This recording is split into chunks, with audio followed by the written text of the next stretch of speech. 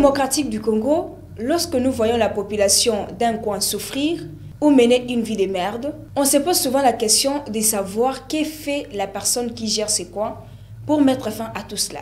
C'est dans cette optique que nous avons pensé vous parler aujourd'hui du rôle que joue un gouverneur dans son entité. Les mots gouverneur, tout d'abord, renvoient ou désignent différentes fonctions selon les pays et les périodes. Et gouverneur, la personne qui détient le pouvoir exécutif civil ou militaire, ou les deux, d'une province ou d'un État, en cas d'une fédération ou d'une colonie. Mais nous, aujourd'hui, nous allons vous parler du rôle d'un gouverneur de province. On va vous dire qui est un gouverneur de province, c'est quoi son rôle et comment est-il élu. Un gouverneur de province est à la fois le représentant du gouvernement central et l'autorité provinciale. Lorsqu'on parle du gouvernement central, nous voyons les présidents de la République, le Premier ministre et les ministres provinciaux, les vice-premiers ministres aussi. Donc, la personne physique qui représente tout cet ensemble en province, c'est celui-là qui est appelé gouverneur de province. Il est le chef de l'exécutif provincial. Il représente alors la province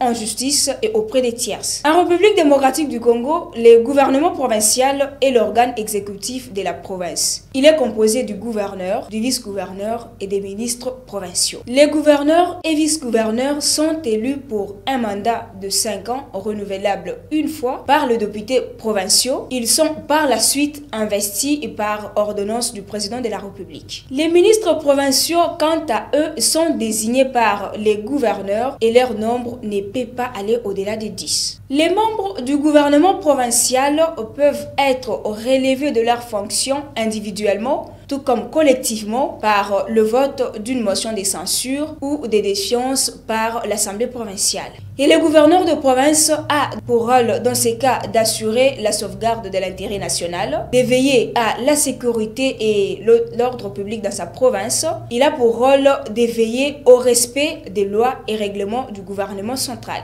Comme dans la ville-province de Kinshasa en République démocratique du Congo, le gouverneur a initié l'opération Coup de poing, une opération qui consiste à démolir toutes les constructions anarchiques le long de routes. Ça fait partie évidemment de ses compétences dans le cadre de l'aménagement de la province. Nous avons également vu sous l'initiative de l'hôtel des villes de la province de Kinshasa, tous les conducteurs des taxis-motos de la ville-province être demandés de se procurer des casques pour la tête, des cartes roses pour leurs engins bien sûr, de fiches de la circulation routière, des quittances de stationnement. C'est pour justement aider à la construction des parkings et le protéger aussi en cas de circulation routière pour éviter des blessures graves au niveau de la tête et permettre aussi l'identification de tous les conducteurs des taxis-motos dans la ville-province de Kinshasa. Tout ceci, ça fait partie de devoir d'un gouverneur de province de veiller à la sécurité et à l'ordre public dans sa province. Et toujours sous